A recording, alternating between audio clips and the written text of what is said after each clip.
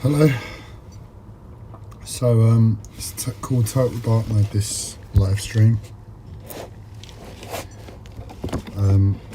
because it's really dark, and if I was to show you my face you wouldn't be able to see me. So what I've done, I've tuned it into the rear camera and you can see the backdrop. The backdrop is the London Olympic Stadium, or what it's been renamed to, the London Stadium, the home of West Ham Football Club in Hackney Wick. I feel like I've just pulled off a miracle today, and it's in absolute flat honesty, it's not a miracle, it's the opposite. It's like going for a walk at the shops. You should just be able to do it any time. But then, for whatever reason, the universe just puts everything in front of you, left, right and centre. And this simple task turns into climbing Mount Everest. And it's a bit like that for me at the moment with just moving moving the boat where I'm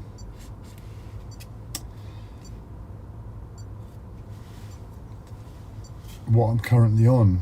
I mean, I can wobble it, you can see. That's the boat moving in the water. It's just been a monumental task to get this boat moving and meeting the minimum requirements in terms of moving for well, since before the lockdown. We're talking about October, probably 2019. I've had fault after fault presented to me. It's been stuck in the mud. It's had a rope stuck in the propeller. It's been stolen. I refound it. The person who stole it has cleaned it because it was full of mold in that when I left it. I've done it up a little bit. The engine, I got her moving for a day when I found her again, and I took all the person who was squatting on her possessions off. But there was something wrong with the engine and she broke down. Finally managed to get a mechanic to come and have a look at it, and he told me, oh, it's a simple fix, just do this, that and the other. Really simple stuff. And I did it. And the engine, for all intents and purposes, blew. And it's just been the hardest task with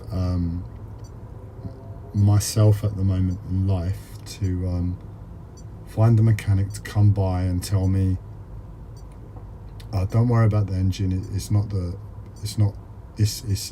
blown, it's still okay.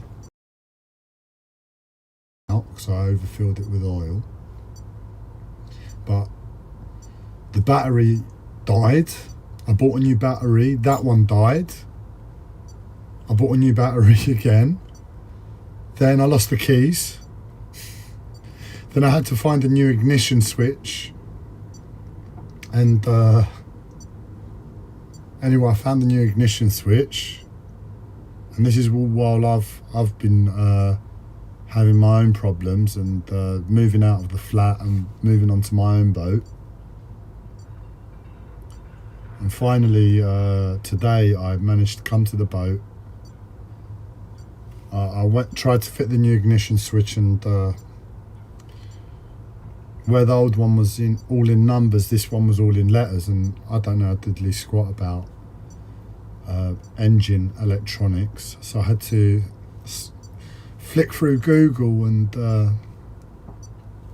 find a solution, like try and translate the numbers, the letters, and I had to fight my mental health to do that.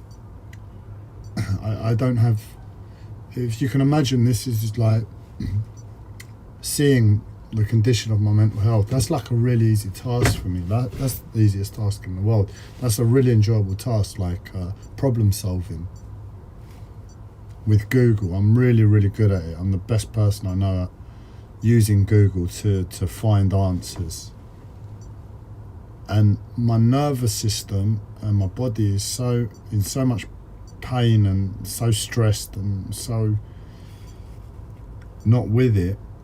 It became the hardest task in the world, but I didn't have a choice. I had to say, look, this is what I've got to do, because I didn't have the old ignition switch with me. I don't remember where I left it. To just like look from this one to that one, I had to find it through Google, and it was the hardest thing in the world to fight through my mental health, my physical health, doing the thing that I'm really good at. And I looked for all of the images on Google Images search of ignition switches and cross-correlated them and found the answer. And I managed to get the engine started, and it was like such a relief, man. I've wanted to hear that engine start for such a long time, because I've had such a stress about losing the boat. It was under it was threatened to be taken out of the water because it had been stood still for so long. And there was, I think there was court proceedings in place since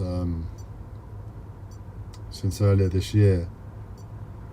I received a letter from the Canal and River Trust, and I was basically told, look, if you don't start moving it, we're going to take it out of the water. So it was a big stress for me, because selling the boat and the funds from the boat is going to basically allow my new life, my new boat, me moving from the flat.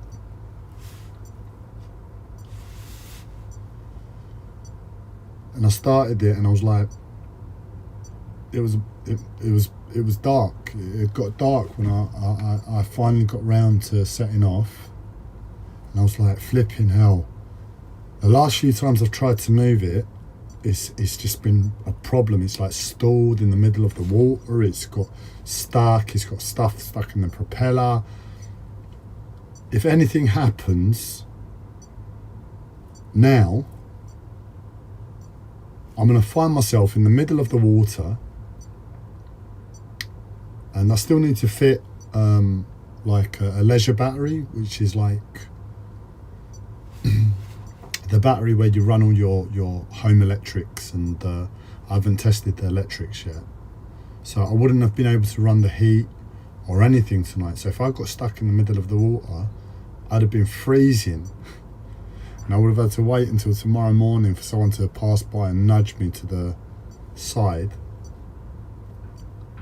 Luckily she started to move, and for about the first, I don't know, 10:45. I mean, for about the first, I've been cruising for about an hour and 15 minutes, an hour and a half, I guess. For the first 45 minutes at least, it was a case of just calming my nerves enough so I could just concentrate. And a matter of fact, it was like the most healing thing for my situation. Forget the stress of the boat, what I've just expressed, but it's more a case of taking a cruise down the canal is a very therapeutic thing for my nature towards life. I'm a very anxious person by nature. I get very easily displaced, knocked off my centre. And with the canals, when you're cruising, you're not going fast at all. I mean, you're going like 3-4 miles an hour. And you sort of, not zone out, but you really get into that place of, I'll just wipe the window a bit, of being able to relax and chill out and focus and be present with what you're doing. That's what I found before when I was on the canals years ago. And after about 45 minutes, it began to click. My steering became better instead of being so all over the place. And I've got to Hackney Wick, where which is the backdrop of the stadium. And I was like, oh, flipping heck, I've only got one mooring pin. You need two, one for the front and one for the back. And I know the places down here are, well, not all of them, but this time of night on a Sunday, all the good places would be gone. And any places that would be left, that would almost certainly be in need of mooring pins. And I'm like, oh, I don't know what to do. There's a slight bit of I didn't even think about it. I was just trying to focus on the cruise. And I got here, and it wasn't good news. And I was getting close to the lock where it was like the end of the road for mooring spaces, because I didn't have the energy to go through the lock and any further. And I spotted this tiny space, which by these rails, which are the two white lines you can see on the screen, and it was just the right size for this boat. And it's like I mean, this mooring space, forget everything today, forget the massive fight, but this mooring space, finding this mooring space is the only bit of real luck I've had for a long time. And I'm gonna order myself a taxi. I found a new app that I think might be cheaper than Uber. Plus Uber is a massive corporation now. I don't really want to be supporting them if I can give the same amount of money to another company. And I'm going to be home and warm tonight. But I just thought I'd share that little story with you. Express the good luck, express the massive fight. Oh, the other thing was, on the way, as things started to calm down, I don't listen to music, man. I use music in a very practical way. I use it to regulate depression. I have two albums, well no, two artists that I listen to, three artists. The two artists that are used to regulate depression, because their music is a bit of a depressing tone, so I just feel the depression, but because it's music and I don't listen to music, it's nice, it's positive, and I feel that depression and I connect to it. And as soon as you know, when you dwell in depression, as soon as it gets to anything like that, I turn the album off. And I find it a very therapeutic but a very therapeutic guidance from being lost, being in depression and life, in terms of life, and guiding myself back to that point of balance, and then letting the music go. And the other artist I listen to is Nas and Damian Marley. So I tend to put it on in the mornings. Africa Must Wake Up, the one track. Other than that, I listen to music occasionally, obviously, but predominantly I don't. You know, predominantly that is the music I listen to. But as I was cruising, I remember from when I was on the canal years ago, Adele released her new album, 25 at the time. And there was a track on there called The River Lee. And I'm on the River Lee. And I was moving from where Adele used to live in Tottenham along the River Lee. So I put that on and it helped. So it just made me present to life. It invoked memories of the past. On the whole, it was such a nice experience to be cruising. And in the dark as well, it was really helpful for my vision and my concentration that have been terrible, because I really had to concentrate, and I'm sensitive to light. I think I've got some sort of meningitis, if I'm honest. Not that you can really tell doctors that, because you become a hypochondriac if you start diagnosing yourself, don't you? And yeah, it's just like it's been a really nice experience. Just to cruise really slowly, very therapeutic. And I'm here at the destination. I thought I'd share that. Say good night for now. Have a good week coming.